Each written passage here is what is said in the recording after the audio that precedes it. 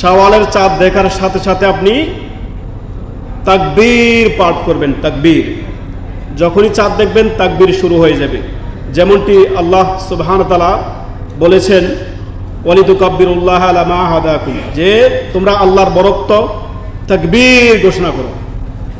আপনি চাঁদ দেখার পর থেকে নিয়ে কন্টিনিউ তাকবীর পাঠ করেন, থেমে থেমে তাকবীর পাঠ করেন।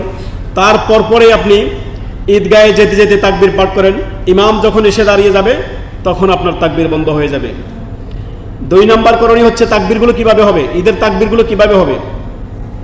ঈদের তাকবীর আল্লাহু আকবার, আল্লাহু আকবার, আল্লাহু আকবার 3 বার বলতে পারেন, বা এভাবে বলতে পারেন আল্লাহু আকবার, আল্লাহু আকবার, লা ইলাহা ইল্লাল্লাহ, আল্লাহু আকবার, আল্লাহু আকবার, ওয়ালিল্লাহিল হামদ।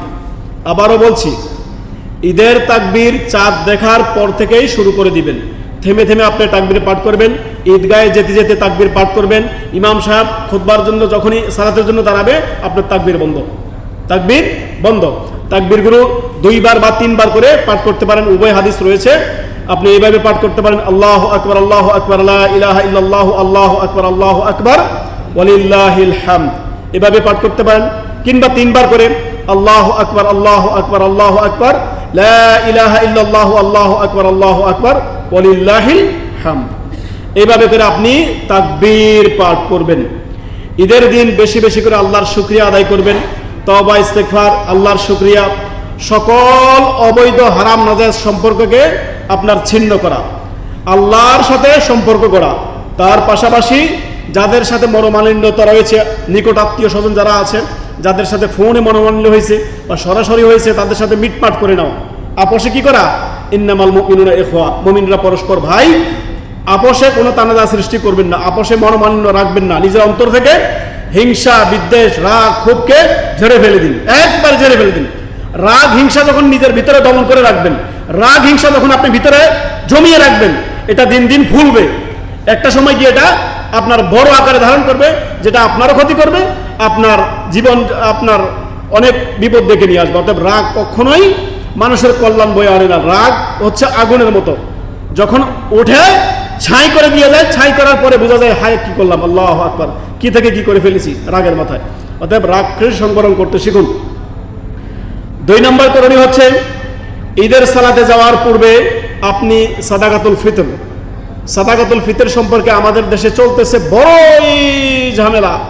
একদল বলতেছে টাকা দিয়ে দেওয়ার জন্য, যেই তাদের এই মর্মে কোনো হাদিস তারা পেশ করতে পারে না, কোনো নস তাদের নেই, যুক্তি যে গরিবের টাকা চাই না, আমরা গরিবের দরকার হচ্ছে টাকা, তার খাবারের দরকার নেই। আরে যুক্তি দিয়ে আপনি যুক্তি দিচ্ছেন। মুহাম্মদ সাল্লাল্লাহু আলাইহি ওয়াসাল্লাম কি বুঝতেন না যে গরিবের টাকার প্রয়োজন আছে? সাদাকাতুল ফিতরের হাদিসগুলো আপনি দেখেন, আবু সাঈদ খুদরি, ইবনে আব্বাস রাদিয়াল্লাহু তাআলা আনহু, ইবনে ওমর রাদিয়াল্লাহু তাআলা আনহু, তারা বলছেন রাসূল সাল্লাল্লাহু আলাইহি ওয়াসাল্লামের জমানায় আমরা সাদাকাতুল ফিতর বের করতাম সাআম মিন তাআম, এক সা পরিমাণ খাদ্য। তাআম মানে খাদ্য, তাআম মানে টাকা নয়। তাআমাতাল লিল মাসাকিন, গরিব মিসকিনদের ঈদের খাবারকে সুনিশ্চিত করা। আপনি নিজের বাড়িতে পোলাও কুরমা খাবেন, নিজের বাড়িতে নিজে আনন্দ ফুর্তি করবেন, নিজের ছেলে সন্তানকে নিয়ে, পরিবারকে নিয়ে, আর গরিব না খেয়ে থাকবে, গরিব না খেয়ে থাকবে।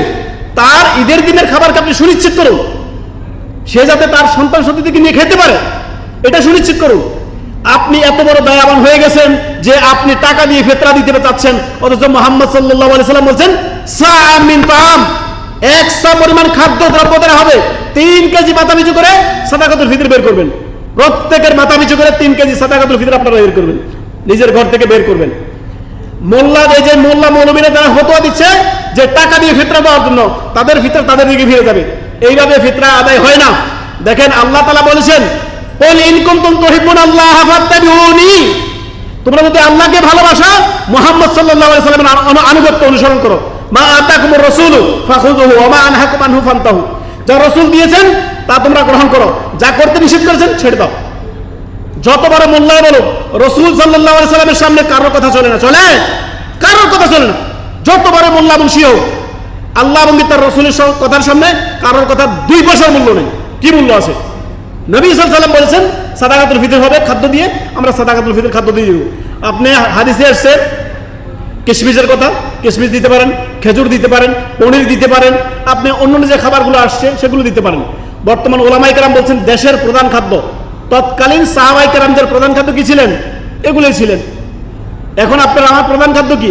পৃথিবীর অধিকাংশ মানুষের প্রধান খাদ্য হচ্ছে ভাত, তারা ভাত খাচ্ছে। অর্থাৎ চাউল আপনারা মাথা পিছু করে 3 কেজি করে চাউল দিয়ে ফিতরা ঈদের সালাতে যাওয়ার পূর্বে আপনার ফিতরা আদায় করবেন। খেয়াল রাখবেন, ঈদের সালাতের পরে যদি কেউ সাদাকাতুল ফিতর আদায় করে সেটা সাদাকাতুল ফিতর হিসাবে গণ্য হবে না, সেটা সাধারণ সাদাক হিসাবে গণ্য হবে।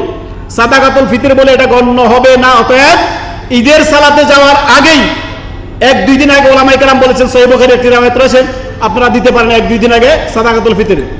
সবচেয়ে উত্তম হচ্ছে ঈদের সালাতে যাওয়ার পূর্বে আগেখানে আপনি আপনার সাদাকাতুল ফিতর আদায় করে ঈদের সালাত পড়তে যাবেন। 3 নম্বর করণীয় হচ্ছে ঈদের দিন আপনি গোসল দিবেন, ঈদের দিন পরিষ্কার পরিচ্ছন্ন হবেন। 4 নম্বর করণীয়, ঈদের দিন আপনি আতর সুগন্ধি মাখবেন, আতর সুগন্ধি লাগাবেন গায়ে, পরিষ্কার পরিচ্ছন্ন হয়ে গোসল দিয়ে গায়ে আতর সুগন্ধি লাগাবেন।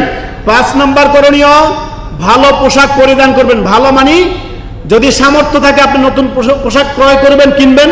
আর যদি সামর্থ্য না থাকে আপনার যে পোশাকটা আছে, ধরেন আমার 3টা জামা আছে, 3টা জামার মধ্যে সবচেয়ে ভালো যে জামাটা আছে ওইটা আমি পরিষ্কার পরিচ্ছন্ন করে আমরা ঈদের দিন জন্য রেখে দিব, আমি ঈদের দিন এটা পরিধান করব। অর্থাৎ আপনার যে জামাগুলো আছে তার মধ্যে ভালো জামাটা পরে আপনি ঈদগাহে যাবেন। তারপরে 6 নম্বর করণীয় হচ্ছে ঈদের দিন ঈদগাহে যাওয়ার পূর্বে ঈদুল ফিতরে আপনি বেজর খেজুর খেয়ে যাবেন। এক্ষেত্রে আনাস রাদিয়াল্লাহু তাআলা থেকে হাদিস রয়েছে, নবী সাল্লাল্লাহু আলাইহি সাল্লাম ঈদের দিন বেজর খেজুর খেয়ে ঈদগাহে যেতেন। আনাস রাদিয়াল্লাহু তাআলা বলেন, লা ইয়াগদু ইয়াউমুল ফিতরা হাত্তা ইয়াকুলা তামারাতুন। নবী সাল্লাল্লাহু আলাইহি সাল্লাম ঈদের সালাতে বের হওয়ার পূর্বে, ঈদুল ফিতরের ক্ষেত্রে সালাতে যাওয়ার পূর্বে তিনি বেজর খেজুর খেয়ে যেতে পারেন। আপনি 3টা 5টা বা 1টা 7টা আপনি বেজর খেজুর খেয়ে ঈদগাহে যাবেন, এটি সুন্নাহ। আর ঈদুল আজহার ক্ষেত্রে আপনার বাসি পেটে যাবেন, খালি পেটে যাবেন, এসে কুরবানি করে তারপরে ওই মাংস দিয়ে আপনি খাওয়াটা হচ্ছে সুন্নাহ। আর অন্য খাবারও খেতে পারেন, তবে ঈদের সালাতে ঈদুল আজহার ক্ষেত্রে খালি পেটে যাওয়াই হচ্ছে আপনার সুন্নাহ। আসুন 7 নম্বর করণীয় হচ্ছে ঈদের সালাত আদায় করবেন। ঈদের সালাত আদায় করবেন। ঈদের সালাত কয় তাকবীরে হয়? এখানে আরেকটা বড় ইখতিলাফ ঝামেলা চলতেছে আমাদের দেশে। ঈদের সালাত 6 তাকবীর হবে নাকি 12 তাকবীর হবে? দেখেন জমহুর উলামায়ে কেরাম 3 মাযহাব একদিকে, 3 মাযহাব কয় একদিকে, এক মাযহাব অন্যদিকে ঘুরতেছে, যাদেরকে একসময় আহলুর রায় বলা হতো। কি বলা হতো? ইমাম বুখারী, যদি বুখারী পড়ে থাকেন দেখবেন বহু জায়গায় তিনি বলছেন ক্বালা বাযুন নাস, নিজেদের মতকে হাদিসের উপর প্রাধান্য দিত। এই জন্য তাদেরকে কুফাবাসীদেরকে বলা হতো, তারা ইমাম বুখারী এভাবে রদ করেছেন তাদেরকে, ক্বালা বাযুন নাস, এটা বলে আহলে কুফাকে উদ্দেশ্য করেছেন যে তারা নিজের মতকে হাদিসের উপর প্রাধান্য দিত। নবী সাল্লাল্লাহু আলাইহি ওয়াসাল্লাম হাদিস রয়েছে যেখানে স্পষ্ট হাদিস। অতএব আমরা 7, 5, 12 তাকবীরে ঈদের সালাত আদায় করব। কয় তাকবীরে? 7, 5, 12 তাকবীরে সহিহ হাদিস দ্বারা অসংখ্য হাদিস আছে। কয়টা হাদিস নেবেন আপনি? এই মর্মে উম্মাহাতুল মুমিনিন আয়েশা রাদিয়াল্লাহু তাআলা থেকে আবু দাউদে হাদিস এসেছে 1018। তারপরে প্রখ্যাত সাহাবী ইবনে আব্বাস রাদিয়াল্লাহু তাআলা থেকে বায়হাকিতে হাদিস এসেছে, এখানেও 7, 5, 12 তাকবীরের কথা বলা হচ্ছে। মাযহাবের দোহাই দিয়ে হাদিসকে ছেড়ে দেওয়ার কোনো সুযোগ নেই, কেননা ইমাম আবু হানিফা খাটিয়া আমরা মাযহাব ফলো করব যখন ইমাম আবু হানিফার কথাকে মেনে নিব। ইমাম আবু হানিফা বলেছেন ইজা সাহাল হাদিস ফাহুয়া মাযহাবি, কথা যখন হাদিসের সাথে মিলে যাবে সেটা আমার মাযহাব। আমার কথা যদি রাসূল সাল্লাল্লাহু আলাইহি ওয়াসাল্লামের কথার সাথে মেলে, কোরআন সুন্নাহর সাথে মেলে, সেটা আমার মাযহাব। আর যদি না মেলে তোমরা সেটাকে ছেড়ে দাও। সহজ কথা, শ্রদ্ধা সম্মানের সাথে ছেড়ে দেন। 7, 5, 12 তাকবীরে ঈদের সালাত আদায় করবেন, তর্ক বিতর্কের মধ্যে যাবেন না। তর্ক বিতর্ক খুবই খারাপ জিনিস। 8 নম্বর করণীয় হচ্ছে ঈদের সালাতে পুরুষদের পাশাপাশি নারীদের জন্য ঈদের সালাতে পৃথক ব্যবস্থাকরণ। আমাদের দেশে বক্তাদের, হানাফি মোল্লাদের কথা শুনবেন যে ঈদের সালাতে তারা মহিলাদেরকে ঈদগাহে নিয়ে যাওয়াটা তারা মাকরুহে তাহরিমি বলতেছে। কি বলতেছে? মাকরুহে তাহরিমি। অর্থাৎ কেন? তাদের আপনার বিভিন্ন কথা, তারা উল্টাপাল্টা কথাবার্তা বলে, আমরা ওইদিকে যাব না। রাসূলুল্লাহ সাল্লাল্লাহু আলাইহি সাল্লাম বলেছেন পুরুষদের পাশাপাশি নারীদেরকেও যাতে ঈদগাহে যেতে আদেশ দিয়েছেন। যাদের চাদর নাই, মাথার যে নিকাব নাই, অন্যের কাছ থেকে ধার করে হলেও তারা যাবে। ইভেন ঋতুবতী নারীদেরকে বলা হয়েছে তারা মুসল্লা যাবে, এক সাইডে দাঁড়িয়ে থাকবে, দোয়াতে তারা খুতবা শুনবে এবং কি দোয়াতে তারা অংশগ্রহণ করবে। মাযহাবের দোয়াই দিয়ে দোহাই দিয়ে আপনার রসুলের হাদিসকে অপমান করবেন না।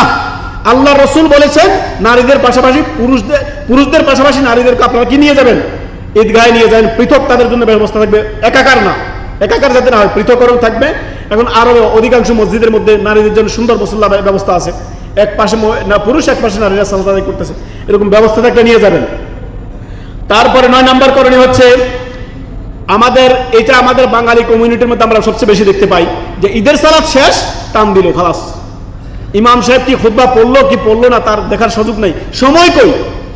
অথচ সে যদি বসে থাকতো, আল্লাহ ফেরেশতারা তার জন্য দোয়া করতো, যতক্ষণ পর্যন্ত সে ঈদগাহে আছে তার উপরে রহমত বর্ষিত হচ্ছে। অর্থাৎ আপনি ঈদের সালাত আদায় করবেন, সেখানে নিজ স্থানে বসে যাবেন, বসে গিয়ে সুন্দরভাবে মনোযোগের সাথে ইমামের খুতবা শ্রবণ করবেন। কি করবেন? ইমামের খুতবা শ্রবণ করবেন, নামাজ পড়ে টান দিবেন না, চুপচাপ বসে যান, ইমাম সাহেব সালাত শেষ দাঁড়িয়ে যাবে খুতবার জন্য।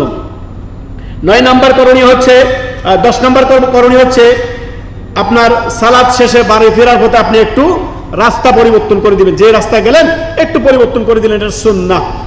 আর সর্বশেষ আমাদের দেশে দেখা যায় যে যখনই আমরা বিশেষ করে ভারত, বাংলাদেশ, পাকিস্তান এই কমিউনিটির মধ্যে দেখা যায় যে ঈদের সালাত শেষ করে আমাদের একবারে কোলাকুলি হিরিক লেগে যায়। একসাথে রুম থেকে বের হলেন, বের হওয়ার পরে ঈদের সালাত শেষ করলেন, সালাত শেষ করে সালাম ফিরিয়ে দুই দিকে এই যে কোলাকুলি শুরু হইল, কোলাকুলির হিরিক পড়ে যায়। অথচ এটা তো সুন্নাত দ্বারা প্রমাণিত নয়। সুন্নাত দ্বারা প্রমাণিত সাহাবায়ে কেরামগণ আপোষে একে অন্যকে বলতেন ঈদের শুভেচ্ছা বিনিময়ের ক্ষেত্রে, তাকাব্বালাল্লাহু মিন্না ওয়া মিনকুম, তাকাব্বালাল্লাহু মিন্না ওয়া মিনকুম। ঈদের শুভেচ্ছা কি? একে অন্যকে বলতে শিখুন, সুন্নতের উপর আমল করতে শিখুন। ঈদের শুভেচ্ছা জানাবেন, একে অন্যকে বলবেন তাকাব্বালাল্লাহু মিন্না ওয়া মিনকুম, আল্লাহ আপনার আমার পক্ষ থেকে নেক আমলগুলো, সলিহ আমাল, আমাদের পক্ষ থেকে আমাদের আমলগুলো গ্রহণ করুন, আমাদের নেক আমলগুলো আল্লাহ কবুল করুন।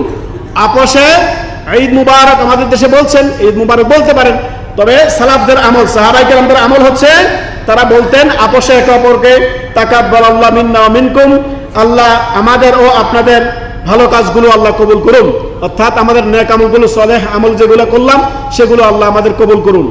এইভাবে করে আপনি আপনার ঈদের সালাত শেষ করবেন। তারপর